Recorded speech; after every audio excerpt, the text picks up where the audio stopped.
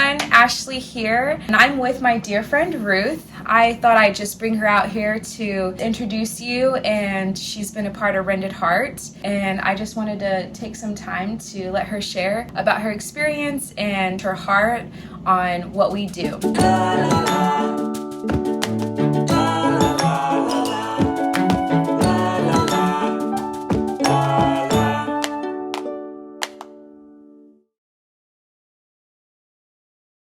So Ruth and I met through Borin, actually. She met Borin through the prayer room. Do you want to share a little bit about that? Yeah, he was outside talking to some friends and that I knew, and they introduced me. Then I friended him on Facebook, and then I noticed he had a wife. I friended her. I noticed she was involved with Rended Heart, and I was curious about it, so I started asking her questions, and then we just kept in touch. Yeah, pretty much.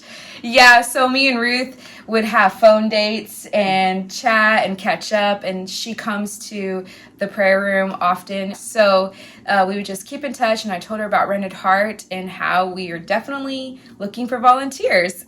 So where are you originally from? Originally, I'm from central Kansas, but then I moved up to Canada. I lived there for 25 plus years. So she's Canadian now. Yeah.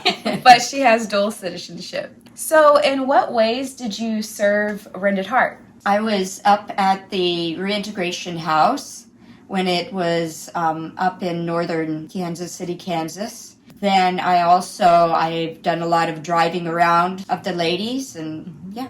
Yes, Ruth served as our transportation volunteer, along with, like she said before, she was our first in-house manager for the reintegration house. And yeah, that was quite an interesting journey. Yes, transportation, ladies have appointments, different ladies, multiple appointments at a time sometimes. And so she really did quite the bulk of driving for Rended Heart.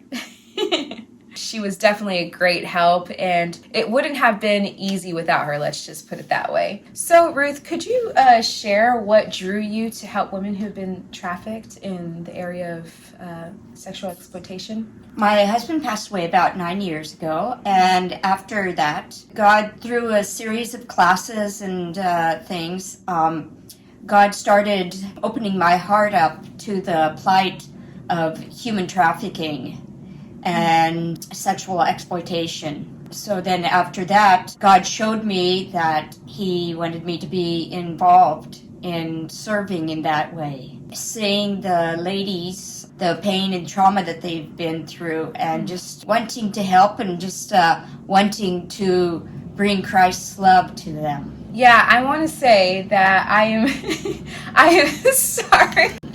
I'm sorry. I'm laughing because what we were laughing about before. Anyways, okay.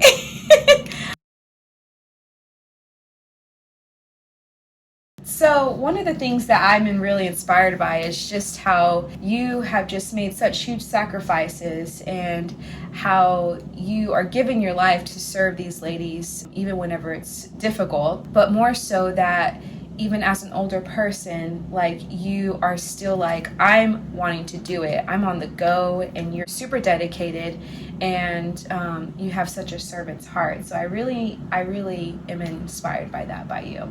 Thank you. Yeah, for sure. So what is the thing that you enjoy most about helping these ladies that we run into? I love it when the Holy Spirit uses me to encourage the ladies and to help them feel loved and praying over the ladies. I will say that when she was with Rended Heart, she was known to always just be the one to say, hey, can I pray for you? And really want to walk with them in their journey. So that is very true.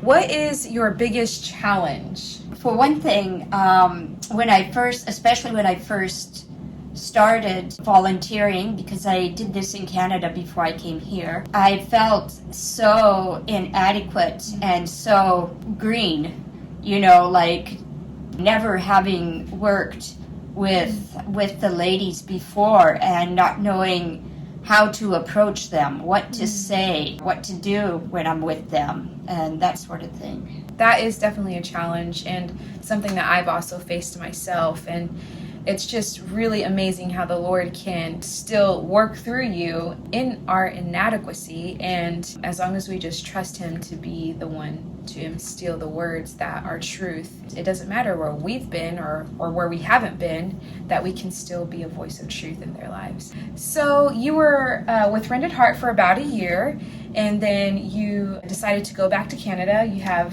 family there, daughter and son and everything like that.